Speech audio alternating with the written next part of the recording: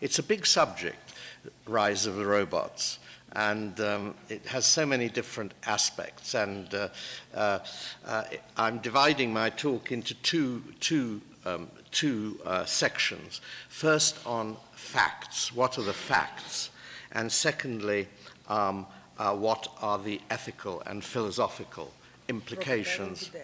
Okay. Factual question. Do robots have a potential to replace human jobs? If so, which jobs and how many jobs? Second, ethical issues. These are difficult questions concerning free will and determinism, the place of work in human life, what we mean by progress, artificial intelligence. These are all very deep questions, and I can only skate on the surface. But first of all, let's turn to facts.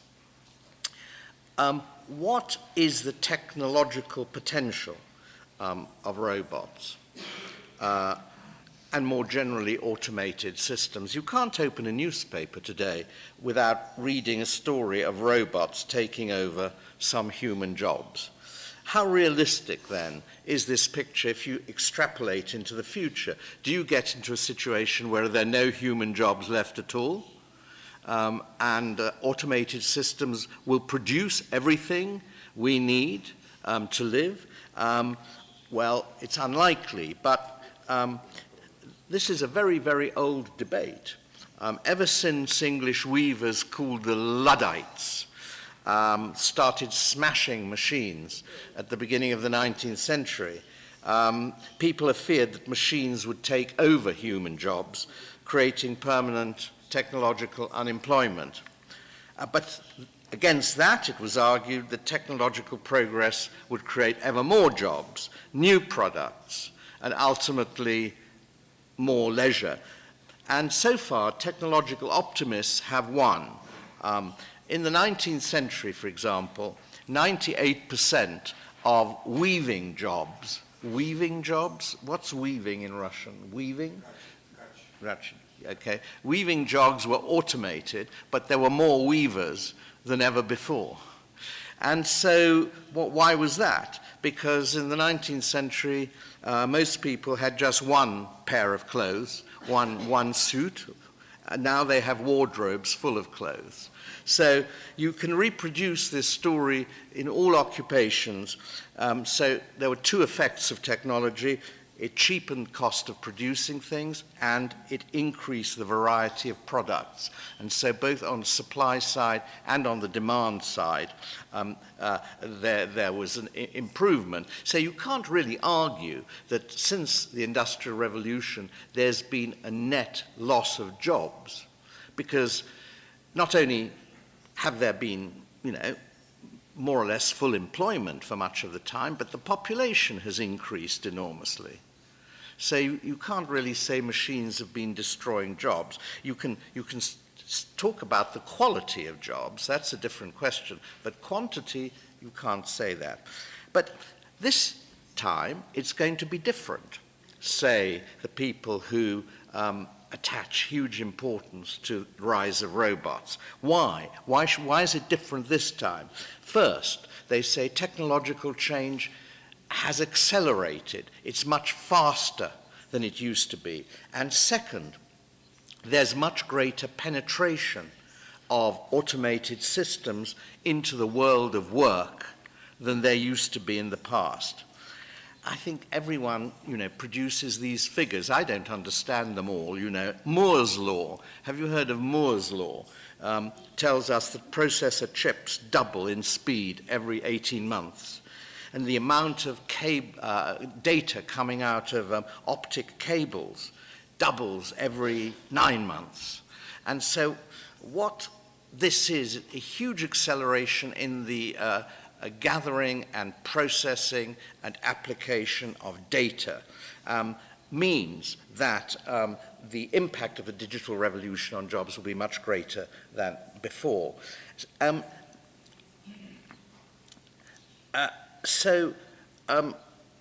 What will be the consequences of that? You can speculate. Brynjolfsson and McAfee have written an important book called The New Machine Age, Racing with Machines.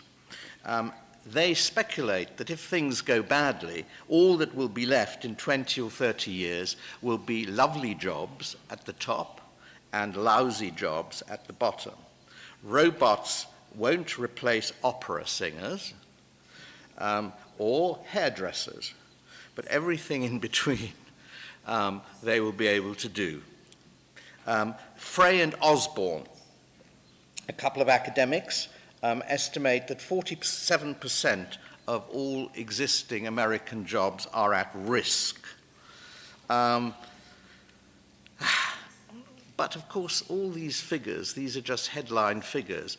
They deserve more precise analysis. Which jobs are at which jobs? You can divide jobs into routine jobs, non-routine jobs on one hand, and manual jobs and intellectual jobs on the other. If you have a matrix, 2 multiplied by 2 matrix constructed by Levy and Murnane, the main result of this was that routine jobs, both manual, like assembly work, and cognitive, as most clerical jobs, will be vulnerable to automation. Non-routine jobs, creative jobs, but also many teaching jobs won't be so vulnerable. Teaching small children, for example, it's hard to see how that can be very well done by machines, though teaching older children can be. But kindergarten teachers will continue to have employment. Another issue, which part of jobs?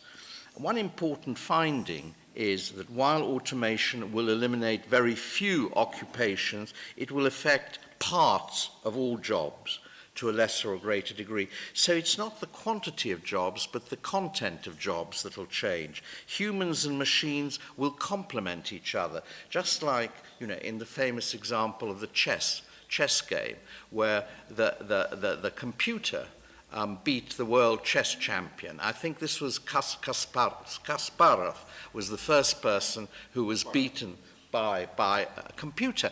But then they've subsequently found that Kasparov, or even someone less good than Kasparov, plus a computer, can beat the most powerful computer. So human plus computer can beat the most powerful computer. And so they reckon that, jobs will be divided up into more and more bits of an increasingly complex division of labor.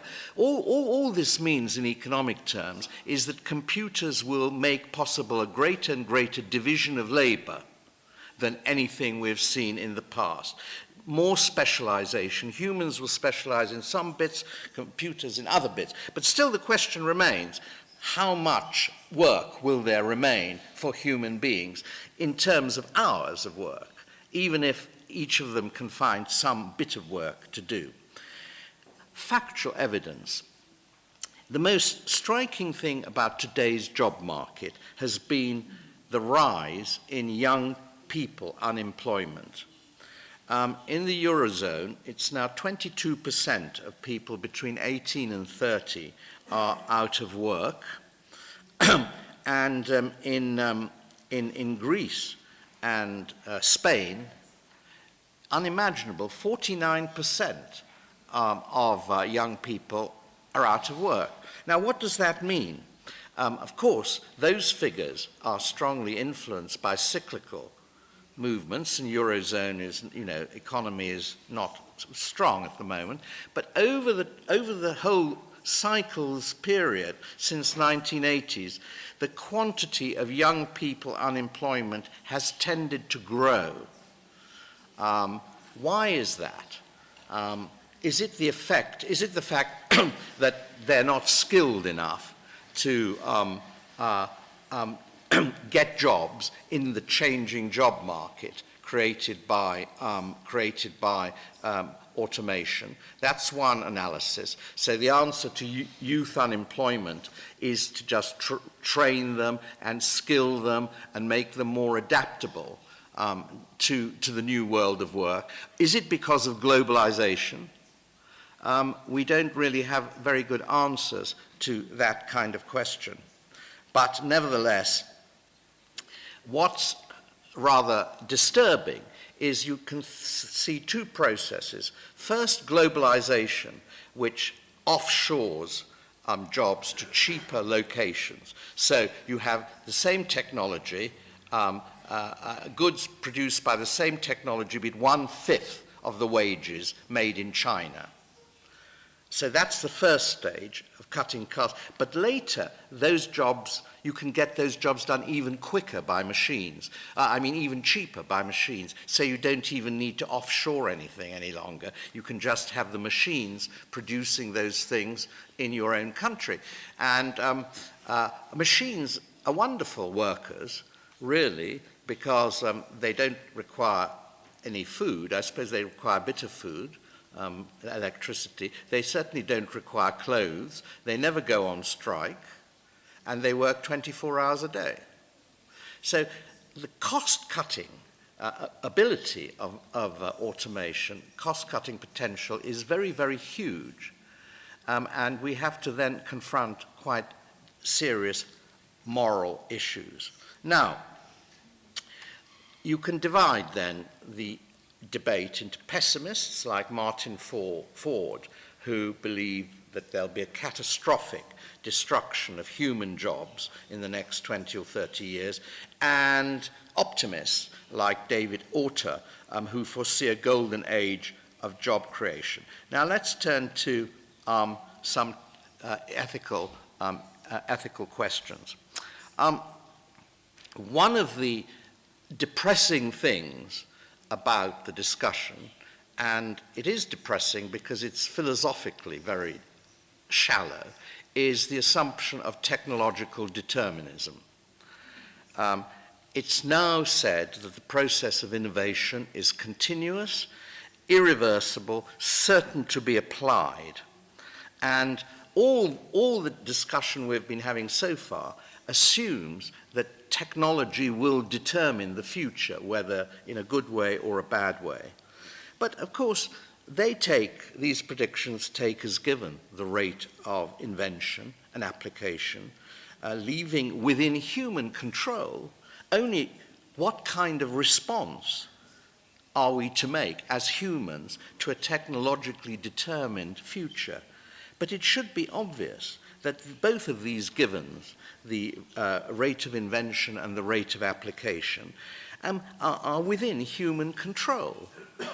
They're human determined. History is full of examples of inventions which haven't been made. I mean, it's odd to think about inventions which haven't been made, but many, many times in history you say, look, all the preconditions for this invention were there, but the invention or innovation was not made. Why? You obviously have to come back to humans, type of society, incentives, and so on. And there are also other examples of inventions which were made but never used for any practical purposes. Printing, in China, a long time before it was invented in Europe. Also gunpowder. A much more defensible proposition is that technical innovation is endogenous to profit-maximizing capitalism. In other words, it's a facet of a profit-maximizing civilization. And so in that sense, it is determined by the economic system we live under, to which the only possible reply is that capitalism is a human or social creation, and its operations are in principle subject to human control.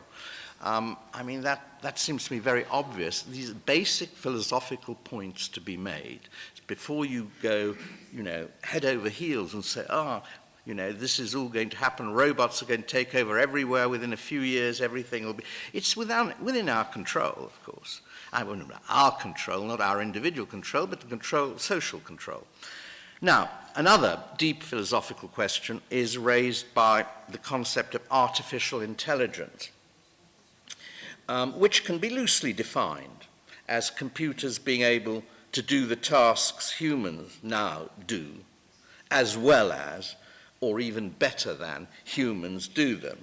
And, you know, people talk a lot about machines now being able to learn, not just being programmed, but able to create some sort of algorithms of their own on the basis of existing data. Now, there are whole books written about this. I just want to state dogmatically that consciousness will continue to separate human beings from robots. So in all essential creative and decision-making processes, humans will continue to be ahead of robots. And Frankenstein is a compelling image, Frankenstein, but it's science fiction.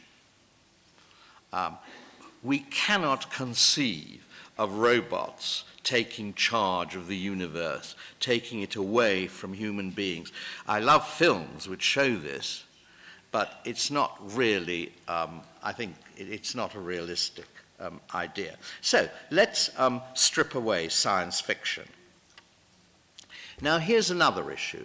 In sober terms, technological progress means less work is needed to produce 1 unit of output.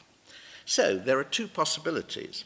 People can choose either to work fewer hours for the same output, or they can choose to work the same hours for more output. Or they can choose to work even longer hours for even more output.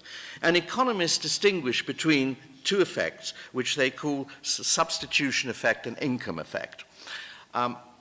Technical terms, you can put them on a graph if you want, but I want to be very simple now. And what do these mean?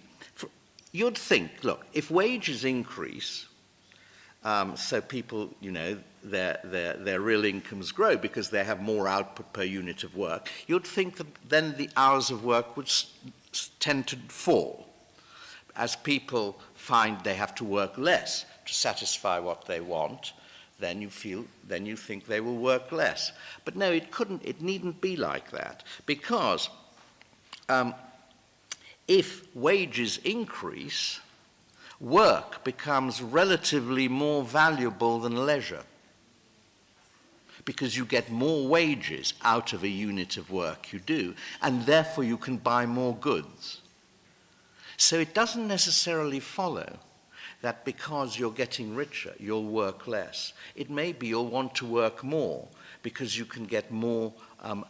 Relative value of leisure declines when you're wasting all this time on leisure when you could be getting more and more goods, you see. So that's one possible effect. The other effect is that you will give up work as you get richer. And so what's the fact? What's the factual evidence?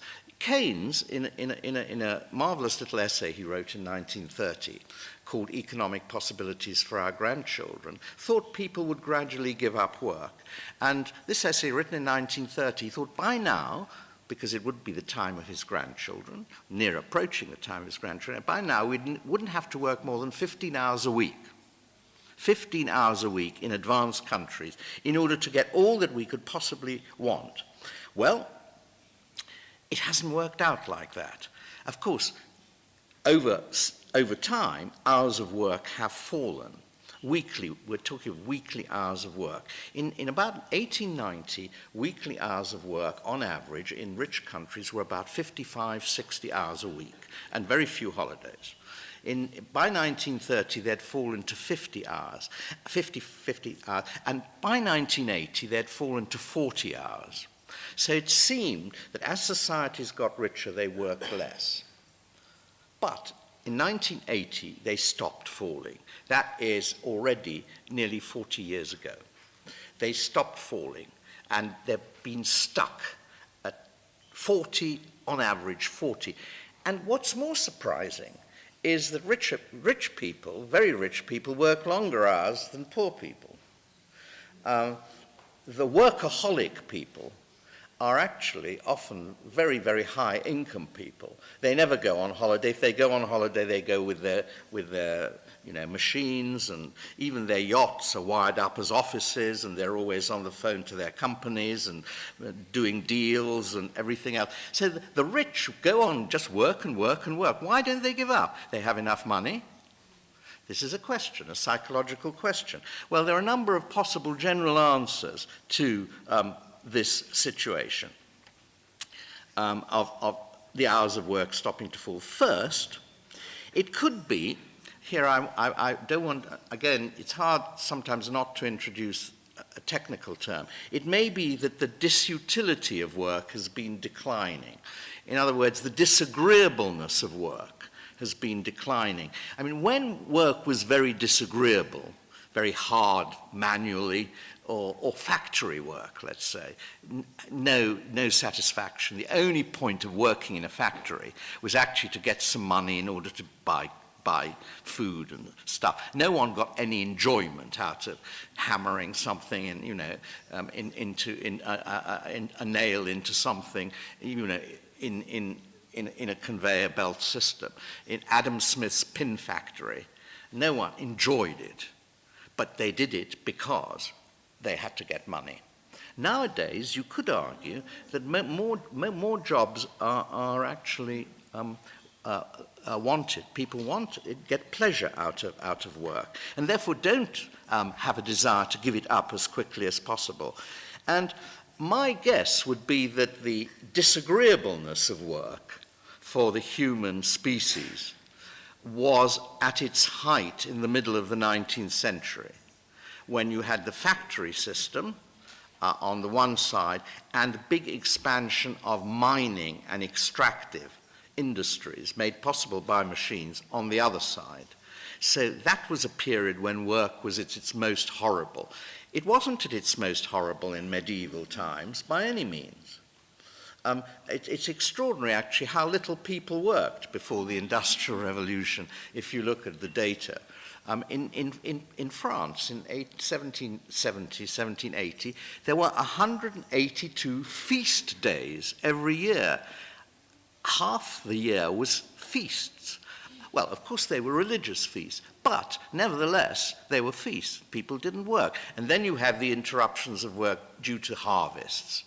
So people didn't work nearly as much before the modern age as they did now. And what's more, a lot of that work, not all of it, but a lot of that work was actually very fulfilling work. I'm thinking of all the people employed in building the cathedrals of the Middle Ages, and the churches, and the craftsmanship that went into them. People must have got some satisfaction out of that, and it wasn't simply a cost that they incurred in order to get some bread.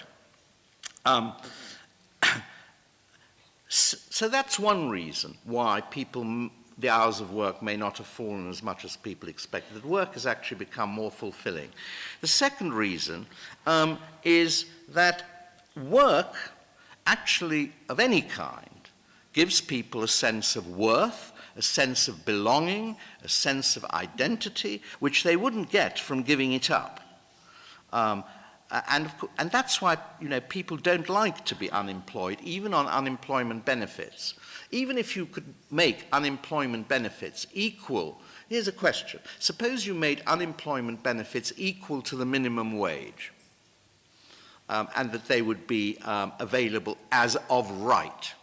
Would everyone give up work on the lowest, at the lowest level? I don't think so, because work has many, many psychic benefits. And I think the fear of idleness is very, very strong in people. What would we do if we didn't have this routine? So there's another reason why I think people haven't given up work quite as readily as Keynes thought. Another reason may be because we are insatiable. We just want more and more. People want more and more things, therefore working longer enables them to get more and more things, so they work longer. In this view, work is still painful, but the pain of working is less than the pain of not getting the goods which your work might give you. So that, are we insatiable? Are human beings insatiable? Is insatiability simply a fact of life, or is it socially constructed?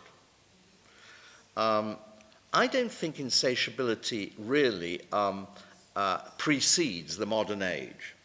I don't think people were insatiable in pre-industrial times. That may be because, you know, the amount of stuff they could have was quite limited, and it's when you increase. But it's also because people didn't compare themselves to other people in a democratic way. Insatiability is a democratic phenomenon, really. The consumer society is not possible without mass production and democracy. These are creations consumerism is partly a creation of democracy. And of course, you may say democracy, but there is advertising as well. And the idea that the consumer is sovereign seems to me one of those science fiction bits of economics. The consumer isn't sovereign. The advertiser is much more likely to be sovereign. This is a thing we can talk a lot about. Then the next thing, you see, we're in a very, very strange world, isn't it? Because we're in this world which Tibor Skidelsky described in his book, The Joyless Economy. Increased leisure requires increased work to buy the goods needed to enjoy the leisure. So people work more and more hours to achieve lots of gadget-rich holidays, which are in many ways just a continuation of work. It's sort of a treadmill of some kind, which doesn't make any sense. Ethically, it makes no sense, really. And it doesn't even make sense rationally. Fourth, workers don't actually choose how long to work. Most of us don't choose how many hours to work, so we don't actually trade off leisure against work. If I work in a fast food factory and a machine takes over my job, I'm not making a choice for leisure, I'm being sacked, being made redundant. And so how much people work measures not their preferences, but the power of employers in the labor market. And labor's ability to influence its hours of work has been declining with the decline of trade unions, with the global supply chains. Where do trade unions intervene to protect workers' rights in a global supply chain?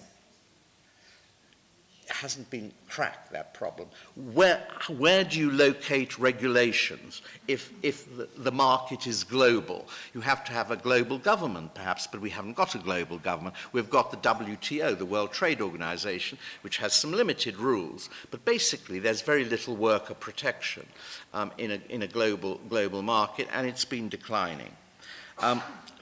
Fifth, another reason why people may go on working longer than we assumed they would, is real incomes, on average, haven't gone up since 1980. On average, the median income has not increased because what the increase in average or mean real earnings has done is to disguise the fact that median incomes have stagnated, leaving the average worker no better off than he was in 1980. There have been a lot of data on this, which shows that you do some sort of average, and you see per capita income has increased. But when you do a distribution, try and work out a distribution, what you find is that per capita income for the very rich has increased unbelievably since 1980. For the rich, it's increased somewhat. For the middle and lower, it hasn't increased. So that's why they go on working harder. They're not in a position to take advantage of the higher real incomes, which would induce them to cut down their hours of work. They just go on working. And inequality has grown since 2008. even before. As one person wrote, work doesn't hold a tendency to vanish, rather to grow, together with unemployment in a mixture of insecurity and marginalization. And these are questions which do require deeper analysis than I can give them. Obviously, one is a measuring matter. People do work less over their lives than they used to, much less, because if you just take hours of work per week, then it's an imperfect measure. You need to take hours of work per year, hours of work over the whole of your lifetime. If you take hours of work per year, you have to add in longer holidays. If you take hours of work over your lifetime, you have to factor in the much greater time spent on education, especially early in life. Is that work or leisure or something in between? And the much longer period of retirement after work. So you could argue that 40 hours work a week today supports 20 or 30 years longer life than it did 50 or 100 years ago. So you need to, just taking weekly hours isn't sufficiently. And then a second point, I don't think people are as greedy as economists, and particularly American economists, take them to be. I think they are greedy, and greed was always recognized as a sin in Christian theology, but also going back to the Greeks.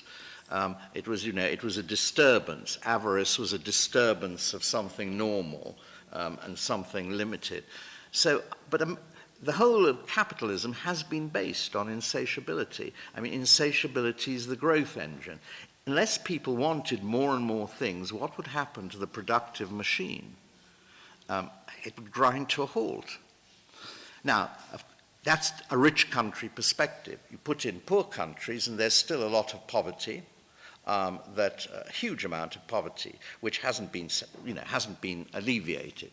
But how much is enough? This is the title of a book I wrote with my son. How much is enough?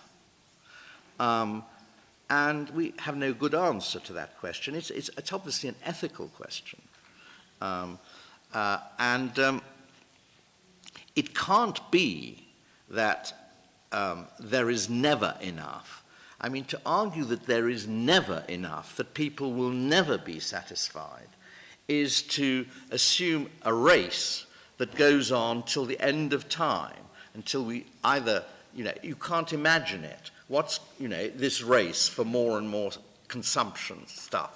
How will it end? These are only things we can talk about ethically. What is enough for a good life? What is a good life? What will make us feel contented and at ease with ourselves, with our fellows, and with the universe, with the planet? These are questions which economics does not answer, but which require answers in talking about this. I want to stop at this point because I think I've opened it up. I've got more I could say, but perhaps this is the time to bring it to an end. Thank you.